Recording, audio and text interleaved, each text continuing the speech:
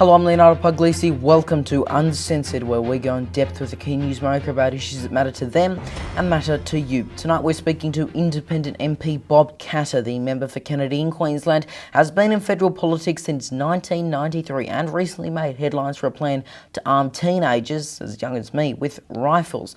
Katter and other crossbenchers could become crucial come election day in the very possible event of a hung parliament. Here is that interview in full, minus a bit at the start, which we have cropped for time with the permission of his team, and a reminder to follow along by live tweeting your thoughts using the hashtag 6newsau in addition to supporting our work via patreon.com/6newsau. Bob Katter, welcome to 6 News. How are you? God bless all the listeners. Good to have you here. Now, recently you made headlines for, to my understanding, calling for all high school students to be given rifles to defend Australia. Now, I'm a high school student myself. I'm 14 years old. Why do you believe I should take up arms? This was touched off by Russia invading the Ukraine. I mean, I've always believed in that. But when Russia invaded Ukraine, we were living in a whole new paradigm. If they take the Ukraine in the next couple of months, then it's highly probable that China will take Taiwan. And we have pathetically weak leaders in what used to be called the West. And weak leaders make wars. If Churchill would have been the leader in England in 1938, there would have been no Second World War because it had meant steel with steel.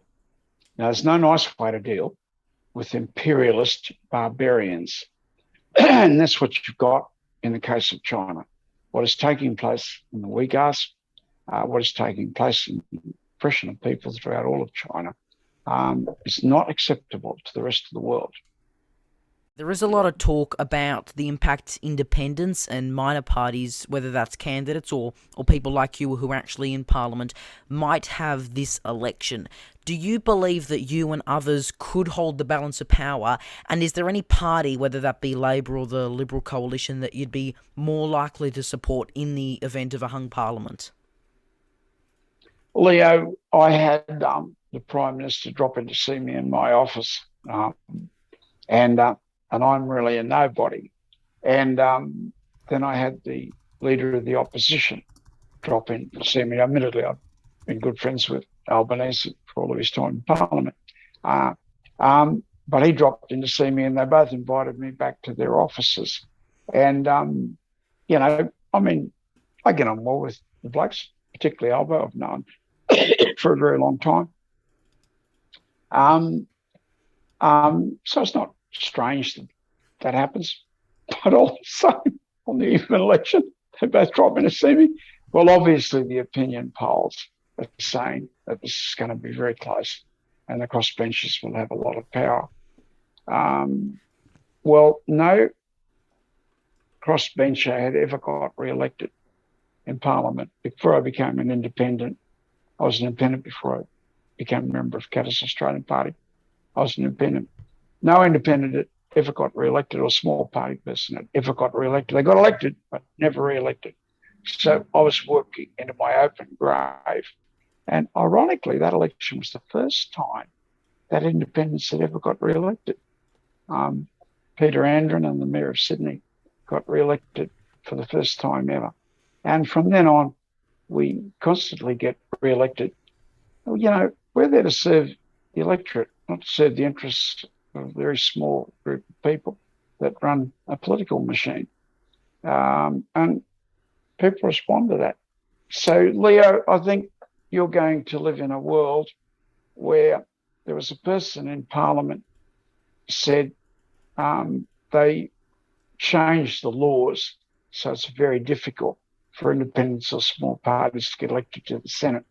And an ALP spokesman led the attack on the government over this. And he said, this is a majority government. The current government is a majority government. They have majority in the Parliament. We were a minority government. We were too short of a majority. And yet we never got beaten on a single vote in the parliament. And these people have got beaten dozens of times in votes in the parliament. How come?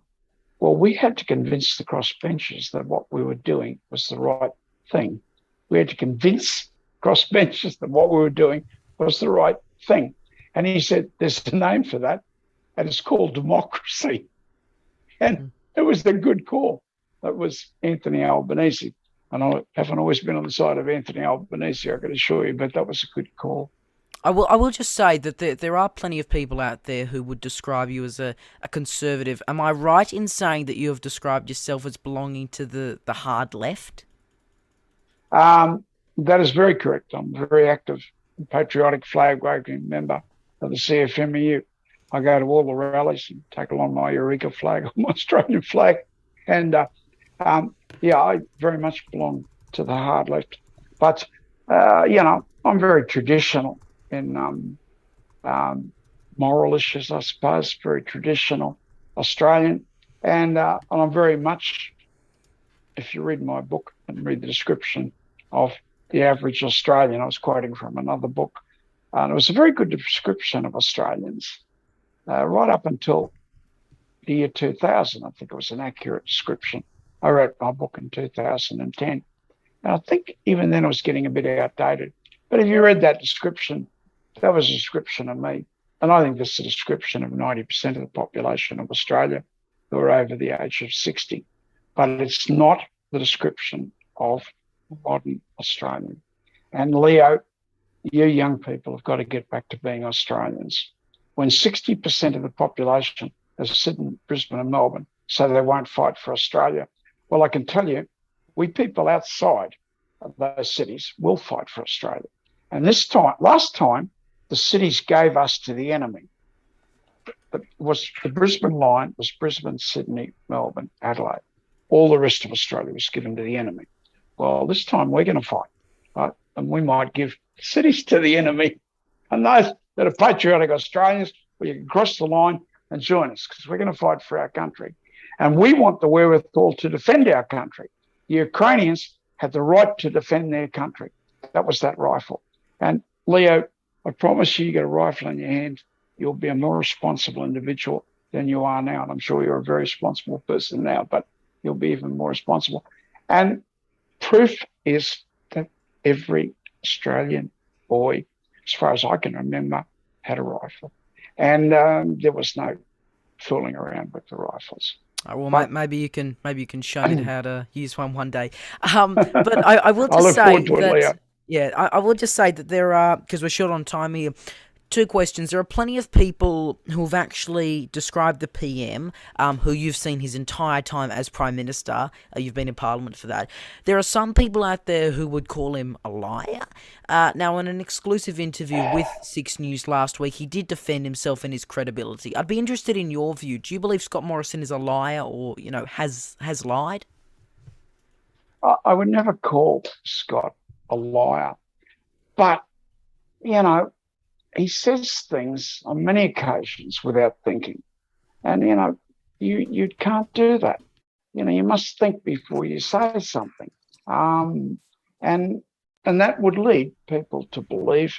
And I remember Prime Minister who I liked and admired very much. It was terrible government. But see, you've never seen governments that build. I was in a government that created the Australian coal industry out of nothing. We were a coal importing nation, and we created a coal exporting nation. And for you young people, this is where I plead with you to think, right? If you are an imbecile and you run around with every brat bag idea that comes pouring out of the system, oh, geez, we've got to close all the coal mines. Well, why don't you do a little bit of research and find out that the Environment Prize for Australia, United Nations, cited by the United Nations, Prize for the Environment in Australia was given to a group that found out that CO2 can be grown, can be fed into ponds and can feed algae.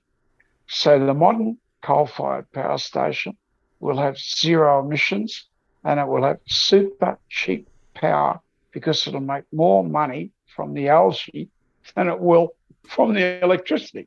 Now, it's hard to do this with existing power stations, but every modern power station should be coal and it should be zero emissions. And that's open to you. The research was done by BHP, CSIRO, and Ergon Energy, the big boys, did the research, and they found out that they could make money out of the emissions. And that's where I say, the most important thing in government is to get it right. And having a good education does not replace hard work and getting it right. Believe me, when we come out with that answer, there's a lot of people that are giving a lot of thought to the problems and want to solve them. And I'm not a climate denier, by the way. Yeah. All right. Just very finally, in about 45 seconds, because as I said, we're a bit short on time here. You were elected in 1993 when the Labor government under Paul Keating prevailed. That was their final election win until 2007. The Liberals have been in power since 2013. Do you have any predictions about how the result might sway this year? I was actually elected in 1974 as a state member of parliament. We're nearly 50 years a member of parliament. Oh, look, politics is extremely hard to predict. I mean, no one would have predicted that the Liberals would have won the last election, and they won it with a majority. This time it was very hard to see how they would win. Very, very hard indeed. But, at the end of 4.5 years, you said you're going to build dams. At the end of 4.5 years, you said you're going to harm the country. At the end of 4.5 years, you're going to do something about whatever, right? At the end of 4.5 years, well, you've had 4.5 years. I was second-ranking minister when the Queensland government fell. We would never say what we're going to do. If you have had 3 years and you haven't done it, you've got no right to say what you're going to do. And that really is the problem for the government. You've had 4.5 years. What have you done?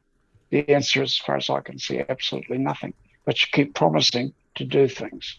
And you've proved that you're not capable of doing anything. Now, will the Labor Party be worse? There's a real possibility they'll be worse. And that's why I appeal to the younger generation.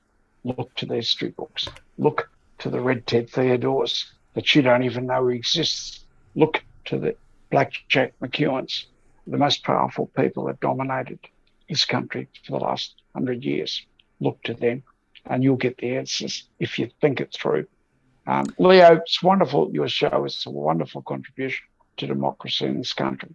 And I appeal to the younger generation because we failed you badly. Thank you very much. And we do thank you for your time here, Bob Catt. I hope to catch you up a bit closer to the election date. Thanks very much for your time. There we go. That was our full interview with Bob Catt, minus a bit at the start, which did decide to crop for time. You can see that in full via our Patreon account, patreon.com/6newsau, where you can also help keep us independent and make sure you get early access and exclusive benefits. So that is patreon.com/6newsau, just $4 a month. Make sure you let us know who you'd like to see us interview next time right here on Uncensored, of course. I'm Leonardo Puglisi. Thanks for your company. Have a great night.